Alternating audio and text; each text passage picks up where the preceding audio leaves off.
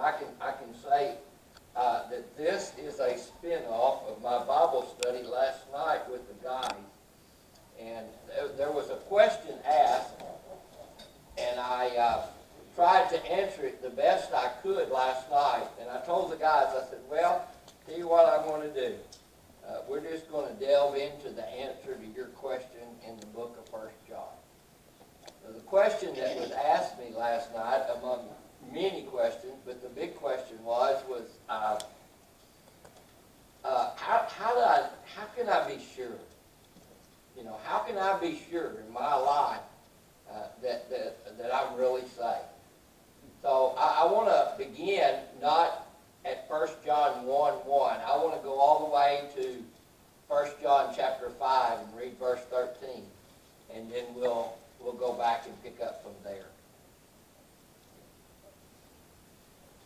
1 John 5:13, these things I have written to you who believe in the name of the Son of God, that you may know that you have eternal life, and that you may continue to believe in the name of the Son of God. So let me preface the book of 1 John. Everything that John writes in this book, up to this point right here, he says, all of this I've written to you that you may know. That you may know. So, the book of 1 John was given to us as a book of assurance as much as anything else. And all that John has written, he wrote it so that you and I could know, have an assurance, have an acceptance, have something solid to hang on to know that we have everlasting life. Now, the difference in such a knowledge, or the lack of that, truth, is where the knowledge that you have of Jesus Christ really is. Does it come from your mind, or does it come from the innermost part of who you are? Here's the dilemma that I find in our world today, that there is such a huge number of people that have a intellectual understanding of God and Jesus and what Jesus did, but they do not have what I call an experiential understanding of who Jesus is and what he has done. The problem is we get it up here and we think that that is good enough, but the dilemma to that is that a mere knowledge is not enough. In fact, James says the devil believes all the things that we would believe about God and Jesus, and the demons themselves tremble with such knowledge, which sometimes human people don't even do that. So a mere head knowledge is not enough. The way that I've always tried to explain it to kids is this is religion and this is relationship. I think the passage that I adhere to so often, and I'm not afraid to say it over and over again, is as Jesus said, in that day, many will say to me, I did, and did. But Jesus is going to say, but I didn't know you. You did. But I didn't know you.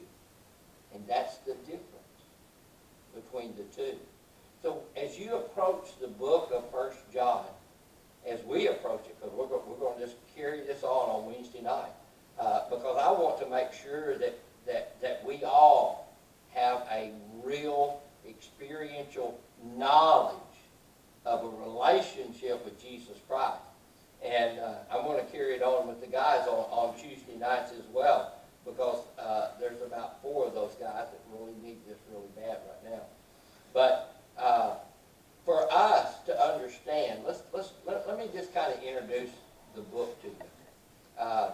Having a relationship with God through Jesus Christ is one thing, and having fellowship with the Father in Jesus is another thing. Okay? So just as much as there's a difference between a head knowledge and an experiential knowledge of the Lord, there's a difference between a relationship and fellowship. A relationship is something that you share, you join together with someone. Fellowship is time that you spend experiencing that someone. Let me give you an illustration of that. I have a very real relationship with a man called Harry Ritter. He is my father. He lives with my sister in the Pittsburgh, Pennsylvania area. Do I have real fellowship with my dad? No. I talk to him on the phone every other week or so. You know, I know where he is. I know he's safe and sound. But do I have a real fellowship with my dad? No. I only see my dad 3 or 4 times a year. There's no way that I can have fellowship with him. So there's a difference between a relationship and having fellowship. I have fellowship with you because I see you every week. Some of you I see 3 times a week. So we spend a lot more time together. But I'm closer to you than I am to my dad. Do you understand that? Because we fellowship together. So let's bring it down home for a minute. For me, I have a relationship with Jesus Christ. And it's very real, okay? And nothing's going to change that relationship I have. Because it's not based upon me continuing to trust him. It's based upon him being able to continue to keep me, which he's able to do. So, I have fellowship with the Lord. I spend time in the Word every day. I pray often during the day. I have real fellowship with the Lord. Okay? So you see where I'm going with this? If I'm fellowshipping with the Lord, I'm going to be really close to Him. And I'm going to tell you something. To give you the answer at the end of the book, I'm going to give you the foundation to that answer right now. You show me a person that has a true relationship with God through Jesus Christ, and that's fellowshipping with Him every day, and I'm going to show you a person that's not going to doubt whether they're saved or not. You understand? They're not going to doubt it. You know why? Because they're talking to God every day. They're hearing from God every day. That fellowship with God, it's close and it's intimate and it's tight. And guess what? There's no doubt there. But what happens is when our relationship becomes most of what we have with God and our fellowship kind of lingers, and guess what? If I'm not fellowshipping with God and really close to God every day, and I get to wandering out here, there's no wonder the enemy puts doubts in my mind. And there's no wonder that I may doubt about Him because of my actions, with what I say or what I do or the things I get involved in.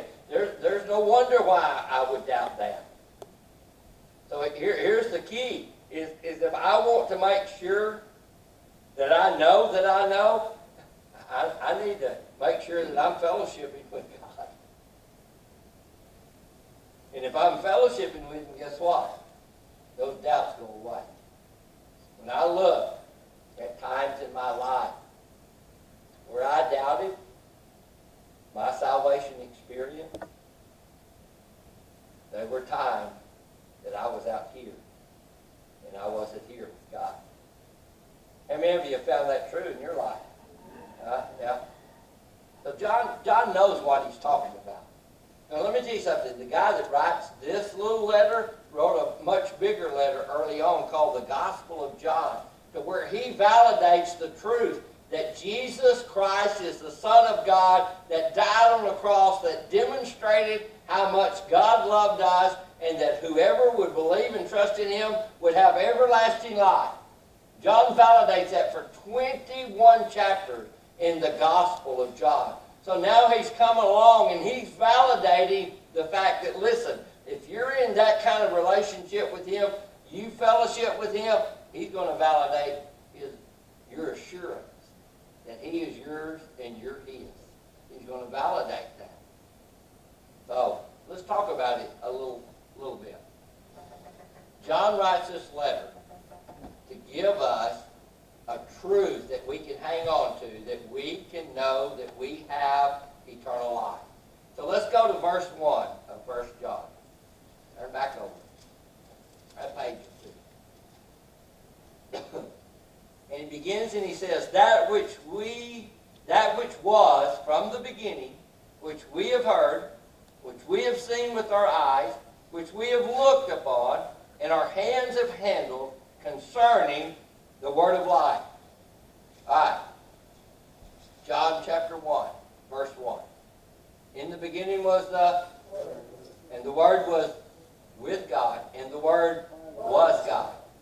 And then verse 14 says, the Word became flesh, and He lived among us. And we beheld His glory as the glory of the only begotten of the Father, full of grace and truth, Jesus. So now he says, that which we have seen, that which we've heard, that which we have touched, the word of life. So who's John talking about? Jesus. He's talking about Jesus. And notice how he says this here. He says that my experience of Jesus Christ is based upon what I saw, what I heard, what I touched. What he's saying to us is he says, let me tell you something. This man Jesus, the word of life, I know he's real. I know everything he said is true. Listen to John as if he's saying this to you. Okay, I'm going to say it for him. But imagine me telling you the story like John is trying to say it to us in verse 1. There was one day that me and my brother James, we were out there on the seashore of Galilee and we were fishing, and all at once this guy Jesus, he came up to us and he said, hey guys, if you'll put down those nets and come and follow me, I'll teach you how to become fishers of men.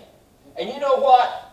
That idea, it caught on to my brother and I, and we followed that man, and we learned the difference of catching fish out of the sea. We were able to snatch men out of the grasp of hell. I know it's true. I saw that man that day. I heard that man that day. I followed that man that day. I know it's true.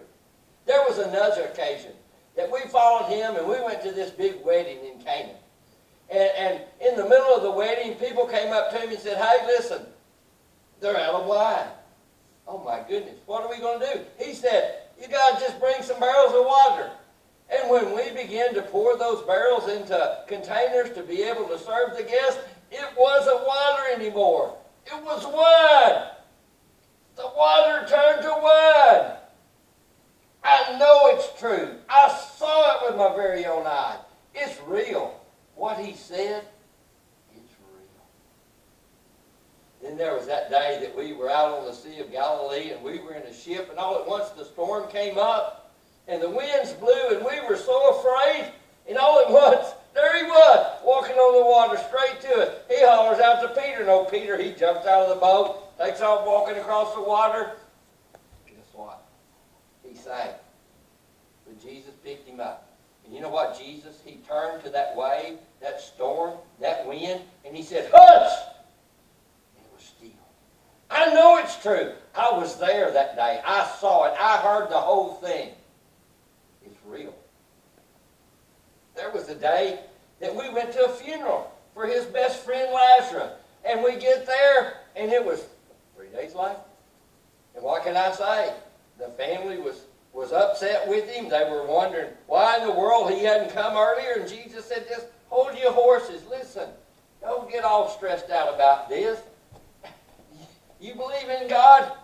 Hey, you see me? Where is he? Move that stone away. They moved the stone away, and Jesus said, hey, Leslie, come here. And that dead man, he walked again. I saw it. I know it's real. The dead man came back to life. There's no doubt in my mind. I know it's true. It's true. And to top all that off, he told us that one day he would die on a cross, and that 3 days later he would come out of that tomb alive again. And I can remember it as clear as day that here I am, John, running with Peter, and I sprinted at the end and I beat him to that tomb, and I looked inside and his body was gone, just like he said. I know it's true. I saw it. I saw him later. I heard him. I touched him. I know that it's real. Now, let's read verse 1 again. That which was from the beginning, which we have heard, which we have seen with our eyes, which we have looked upon, and our hands have handled concerning the word of life. You see what he's saying? He knows that it's real. He knows that Jesus Christ is all that he said he was, because he saw it. He heard it. He touched it. He lived with it. Look at verse 2. And the life was manifested, and we have seen and bear witness and declare to you that eternal life which was with the Father was manifested to us. So guess what? We get to share in this life with John. And it's more than just sharing Jesus. It's sharing who Jesus Christ was. And I think one of the saddest things is we look back to Peter, James, John, Andrew, all these guys that lived with Jesus for 3.5 years, and we think, man, if I could have just been there, if I could have just walked with him like that, if I could have listened to him speak, if I could have seen the miracles that he had done, oh, what a difference it would make in my life. Well, let me tell you something. I share that with John. Absolutely. Yeah. And you know how I share it with John? Let me tell you something. There's nothing that John experienced with Jesus that I've not experienced with Jesus. You want me to tell you why? There's been times in my life, believe it or not, early on, probably the first 10 years, that we wondered where the next can of beans was going to come from. But God supplied supernaturally for us, just like he did for that wedding. Amen. You listening to me? Yes, amen. There have been times in my life that I've stood over the casket of my mother, my grandparents, my aunts, my uncles, my cousins, my friends, who knows how many hundreds of church members. And I've had the very same hope that was seen and experienced the day that Lazarus come out of the grave. That the Jesus that called him forth is going to call them forth to life again. Amen. I've been there. I've been exactly where they were. Not on a boat. No, but I've been through storms. And in the midst of the storm, when it just about would take me down, quietly he would say, hush, and the storm would pass. The very same Jesus that was there in the garden, that was there at the marriage, that was there at the tomb of Lazarus, the Jesus that died on the cross, the Jesus that came out of the tomb, is the very same Jesus that's ministered to me in the very same way he did with them. Amen. He has been manifested to me like he was to John. He has manifested himself to you just like he did to John. And just like John declares it, guess what? We ought to be declaring Amen. that we have been through the storm and heard the hush of the Master's voice. That we have been through the valley of the shadow of death, and we know the one that calls the dead back to life again. We know in whom we have believed and are persuaded that he is able. Amen? We know it. We know it. Such a life is real. It's just as real to be experienced by us that it was by John. So don't look back in your mind and think, oh my goodness, if I could have just... Listen, if you are experiencing Jesus as intimately and as close as Jesus wants to walk with you, you will experience him just like John experienced him.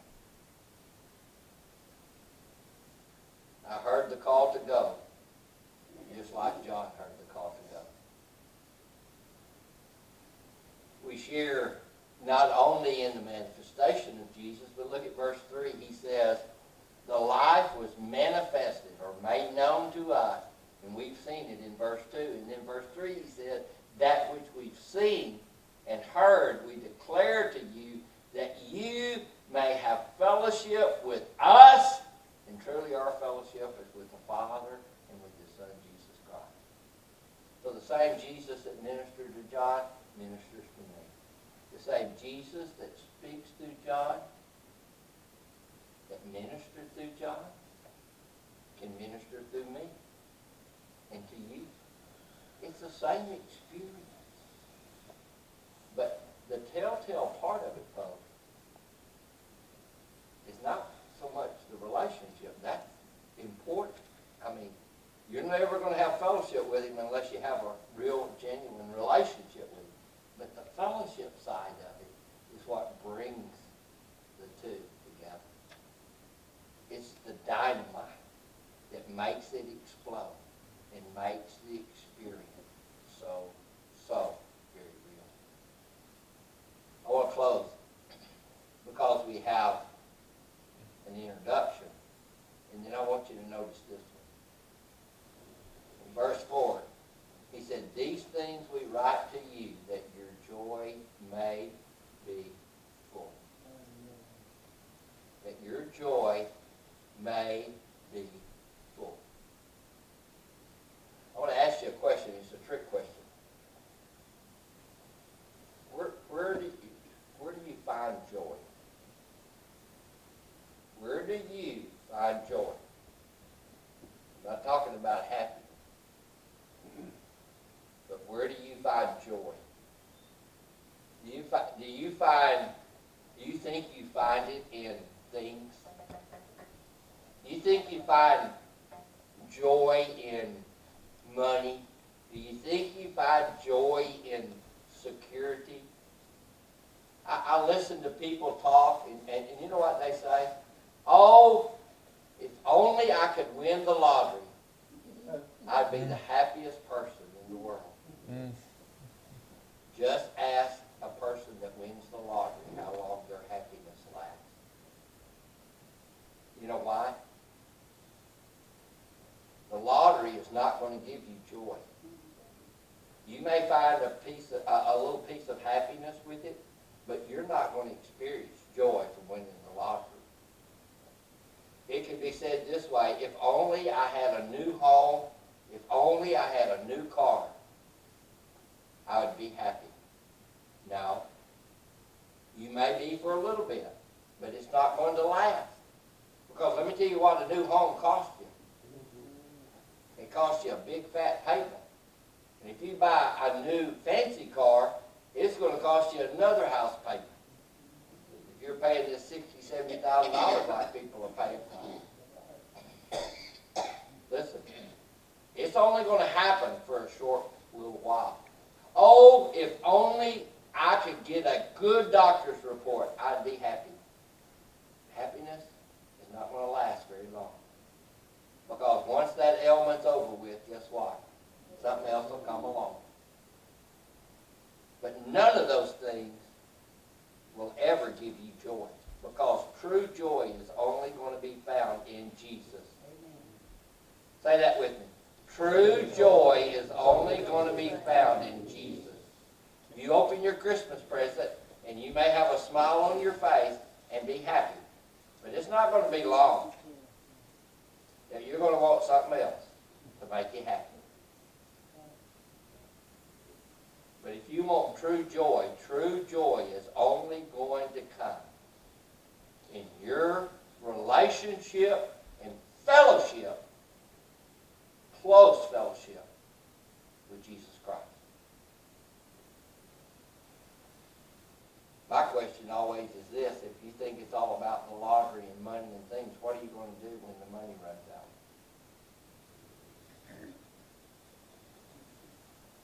What are you going to do when the money runs out? Huh?